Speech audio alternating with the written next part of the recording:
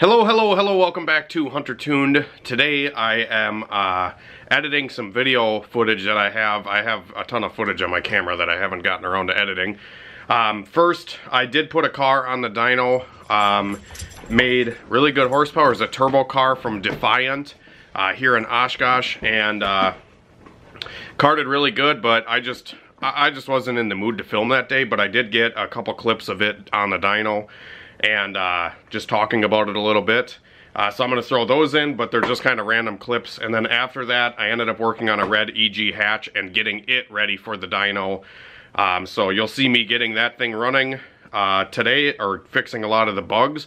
And then the next video will be that car actually getting tuned on the dyno. And then we have more footage after that. So stay tuned, subscribe if you guys are new and you like this kind of content. Hit the like button and help me get the channel up and moving. I'd love to see this channel grow this year, and thanks for all the support, guys. I hope some of this information helps you guys.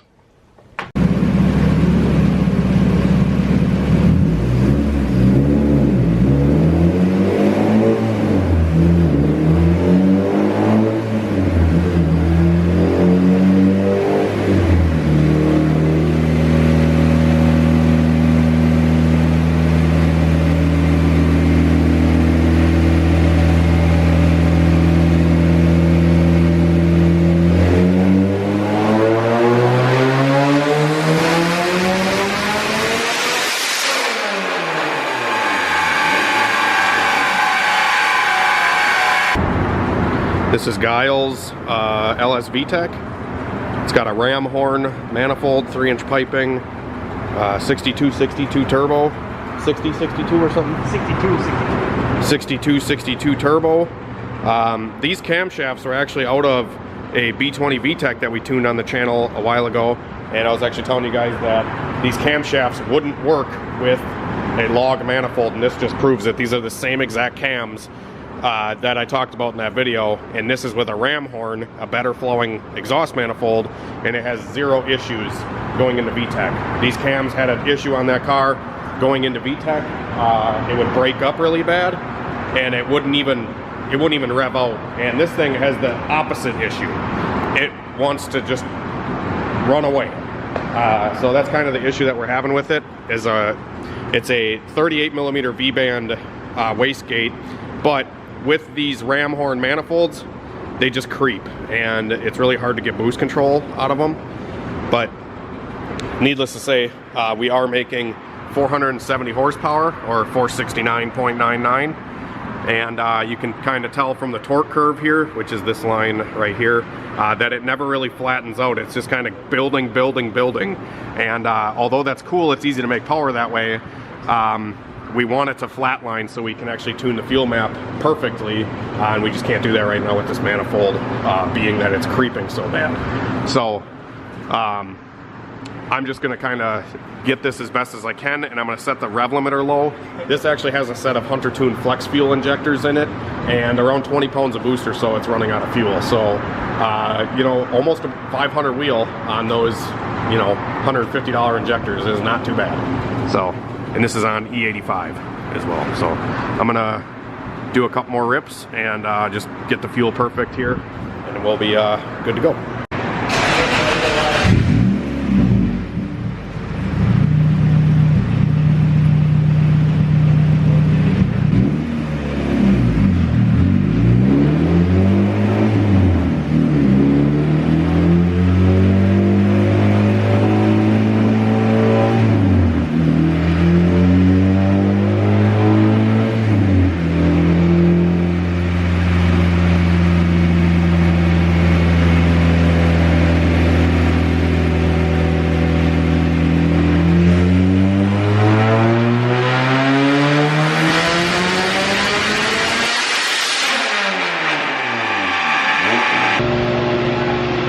Hello, welcome back to Hunter Tuned. Today we're going to be working on this red EG hatchback. It has a B20 VTEC in it. Has some Skunk 2 stage 2 cams, or stage 3 cams. And yeah, we're going to get this thing up and running. Guy just dropped it off. He wants it to be good daily for him to be a delivery driver for Jimmy John's. So we're going to get this thing ready for Jimmy John's. So very clean car, very clean setup. Like I said, it's a B20 VTEC NA. It's got a big 4-to-1, or long tube 4-into-1 header. Has an Edelbrock Performer X intake manifold, and then the camshafts. He's not 100% sure what exact cam they are. I don't know if they're degreed. I don't know anything, and neither does the guy that owns the car. He's been trying to get a hold of the guy he bought it from to see if he can get some more specs, but that's just the nature of the game on my channel, is we never know what camshafts are in these cars that I'm tuning. Like, I wish these people had specs, but they don't, and that's not my fault. I just tune it. Try to get it running as best as I can. So he did bring it in, and I pulled it in the shop, and it runs a little bit rough, especially cold starts. It doesn't stay running. It does not stay running on its own. You have to hold the gas for a little while to get it up and running, and then once it's warm, it's fine, which typically is just like an idle air control issue, or the throttle's just not set up right with the throttle stop or the bleeder screw or whatever. So we're gonna go through and try to figure out what's going on with it. There's also some leaking going on from somewhere. I don't know exactly where. It almost looks like the valve cover gasket, because I don't know if you guys can see, but this is loose, and the grommet on this front corner is loose. So I'm gonna try to diagnose where the oil leak is coming from. But the first thing that we definitely have to address is this thing has a fuel leak. So this injector is leaking, and that outside injector is also leaking. So I'm gonna pull the fuel rail up, fix this fuel leak.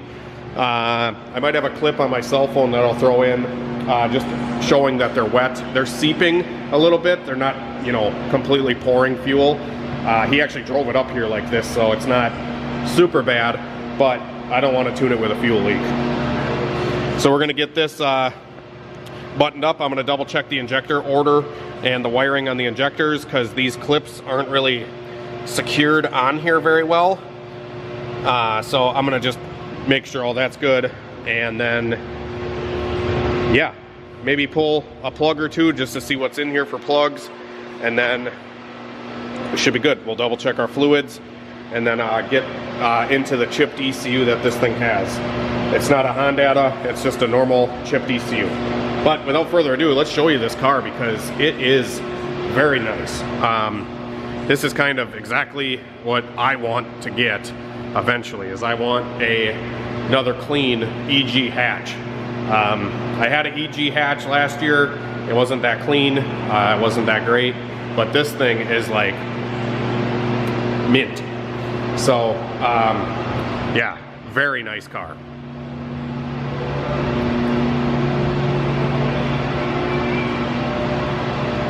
Very nice car.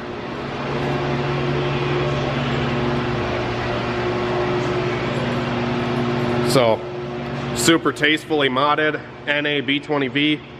I mean, just like stupid shit like the headlight fitment really gets me going on these cars, guys. If the headlights fit good and they're clean, and the body lines look good, like, whoo, that's a clean Honda to me. It's even got little fog lights down in the bumper. All right, guys, moving on. I got all the injectors removed out of the fuel rail, and I'm fixing the injector clips, because this is what the OBD1 or EV1 clip should look like. Hopefully you guys can see. You can see it's got a retaining clip that is supposed to go into those little notches, and then go around the base, and then around the little loop, half moon right here. So this is how it should look. Every single clip on here was like this. So this is not how they should be. The injector wasn't really locking in, or the connector wasn't really locking onto the injector, and I think this metal tab was actually pushing, not allowing the injector to get fully seated down. So I think that's why they were leaking a little bit, but I'm going to go through and replace all of the O-rings on the injector, and I'm also going to check the spacing on the rail, because they do have these spacers right here. So typically when you need a spacer, the OEM Honda spacer is the one to use, or just, you know, you got to do your guesswork with some washers, and I've shown how to do that on a couple videos actually. If you guys go check those out, I show how to space the rail properly in order to get the injector to seat properly, because if the spacing is just a little bit off either way, they will leak. So that's the most important thing, especially with me doing all the decapped injectors and stuff like that and retrofitting those injectors into Hondas. I've gotten pretty good at spacing the rail properly and being able to show you guys. So I actually just got back from the junkyard today, and I yanked another, I don't know, 60 some injectors, and I'm still buying injectors from you guys, constantly keeping up with the website in order to give you guys great injectors at a budget price. If you guys want to check them out, huntertune.com. I'm very thankful for all the business and all the support that you guys have given me, so I can have my shop and have my dyno and stuff like that. So the goal from here obviously is just to keep growing, hopefully into a shop closer to home, but we just got to keep working to be able to get that, because realistically a lot of the places that are owned by me are really expensive, so gotta just keep grinding, I guess. So I'm gonna fix this last injector clip, get these back in with new O-rings, then we're gonna get this thing fired up and see how she runs. All right guys, so I got the injectors all buttoned up. The only issue that I did see, they're not leaking anymore, the spacing is good, but these connectors are a little bit old. You can see that they're like starting to break away the weather, or the, you know, the coating on the wiring. You see like real close to the plug, where the wire is kind of like, you know, starting to fray away. So some new clips in the future probably wouldn't be a bad idea. I think they'll be okay. I tried tugging on them and stuff, and they don't seem to be having any issues, and there's not any wiring touching other wiring, so I think they're fine. Just gonna kind of make sure that this thing is gonna start and everything. I did notice another thing I wanted to show you guys is this car, like I said, has an issue idling cold. I should probably fire it up quick. I'm not gonna, but because I'm just gonna do all this stuff and then fire it up. But you'll just have to take my word for it, where you would start it and it would just die when you let off the gas. So I am going to show you the idle air control situation on this. So you can see there is actually an idle air control valve sitting down here, just zip tied to the fuel line, and it has the two coolant lines going to it, and then there's also an idle air control valve on the actual intake manifold that's plugged into the wiring harness, but there's no coolant lines running to it. That's a problem that we're going to fix. So we're going to put those coolant lines off of the idle air control valve that's just zip tied to the fuel line. We're going to put those coolant lines onto the one that's on the intake manifold, because the idle air control valve actually works off of coolant temperature. So if it notices the coolant temperature is cold, it will allow more air into the engine to help it idle when it's warming up. When the coolant lines are not hooked up, it's always going to be sending, you know, whatever temperature is in the engine bay into the intake manifold. So we're going to get those coolant lines hooked up so it knows how hot the engine actually is. And I think that will help us out quite a bit. So we're going to plug those in. I'm just going to unhook them off of that one, throw that one in his back seat, and then plug those back in, and then we'll get to firing this thing up. I also noticed that the car's only got one distributor bolt on it, so I'm probably going to put a bolt in here and the other bottom, as long as the cylinder head bolts are not stripped out. I'm going to try to get some more bolts in the distributor, because believe it or not, at high RPM, when you only have one bolt in the distributor, if you take a camera, I've done this before, the distributor will actually go like this if you only have the top bolt in. So I know some guys, you know, on a budget like myself, I've used LS B18B distributors on a VTEC head before, and you can only run the top bolt, and you got to cut the bottom ears off of the distributor to run it on a VTEC head. I've done it, you know, I'm guilty of it, but it doesn't work long term. So You know, when you're in a pinch and you just want to see if your car's going to fire up, one bolt's probably fine, but I'm going to get those other 2 bottom bolts in. And yeah, then we're going to check the fluids and just kind of go through this thing. Might check some of the bolts on the motor mounts, just because I had a little bit of a scare on my K-Series car. I was driving it around with the fucking back motor mount loose. So I'm just always checking motor mounts and stuff now too, because, you know, these things do vibrate. Alright guys, I don't know where I left off. I got the idle air control, coolant stuff figured out. I actually verified all that was good and functional and working, which it is. And I proceeded to start the car up and continue tuning on it. And I found another issue with the car. So it was, for one, it's pretty hard starting, which I think might just be because of the camshafts and the tune's just not set up right. Hopefully we can alleviate that later, but I did get it up and running and warmed it up just to kind of verify that everything was running and working. And like I said, I found another issue. So the throttle position sensor on this car was giving me an intermittent code and intermittent TPS signal. So I actually took a zip tie. Sorry if you can't really see this that well, but I took a zip tie and I wrapped it around the electrical plug, because when the car was running, I just wiggled the TPS wiring. Oh, that's loose as fuck too. I just wiggled the TPS wiring and the car shut off. So I plugged in my data logger and I saw that the TPS, like, I'd give it half throttle, it would read 0. And then like I'd go wiggle the wires and I'd go back and it would read 64%. And I'm like, something's not right here. So I zip tied it to make sure that the electrical connection was good, because the plug on the sensor was loose. And I also pinched the pins inside of the plug just so they would have a little bit better connection on the inside, and zip tied it, and it was still just being really weird. Needless to say, this is what the sensor looks like. So it's broken. This TPS sensor is broken, and it's just not working right. Also, when I turn this, right here it stops.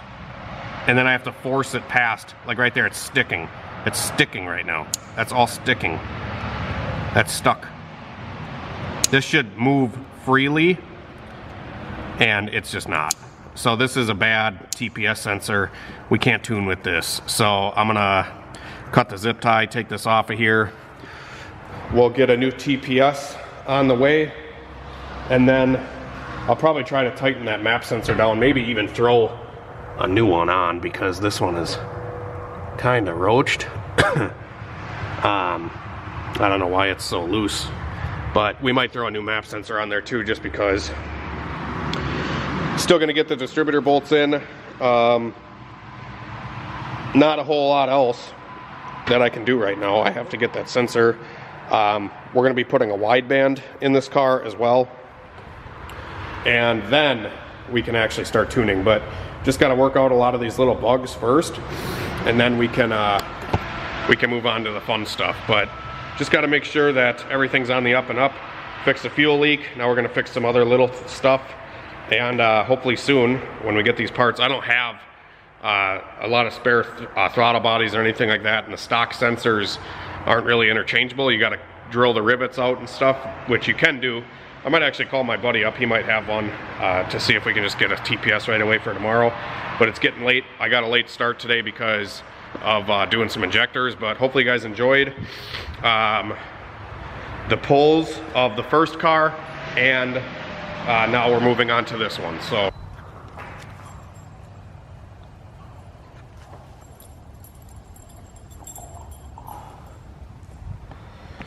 also just found another thing with the car. This is the map sensor that was on it, and they shaved down on the map sensor to be able to fit the screws. These are actually Honda ECU screws.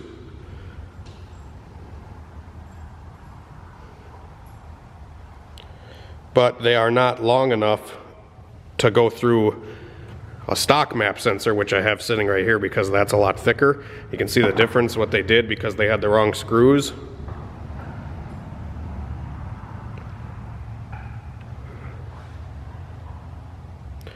you can see they shaved that down so these screws would actually fit, but they don't tighten down very well, and this map sensor is actually cracked in the center, so I'm gonna actually demonstrate what it was doing. Why it was loose.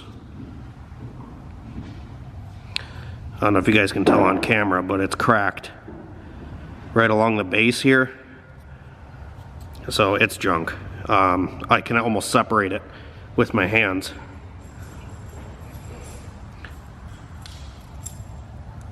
See that moving, hopefully. So I have a stock map sensor here, I just don't have a TPS. So I'm gonna have to source the screws, which I'll go to the hardware store. I'll find the proper screws to be able to run the map sensor down on in there. And then this will just sit up here like this, all proper and shit. So yeah, hopefully that'll be all good to go once we get the new screws and TPS. So yeah, anyways, finding a couple little bugs with this thing. Hopefully we get them worked out soon. Have a great night and a better tomorrow, guys. Thanks for watching, and be sure to subscribe and like and do all that stuff. We'll see you later.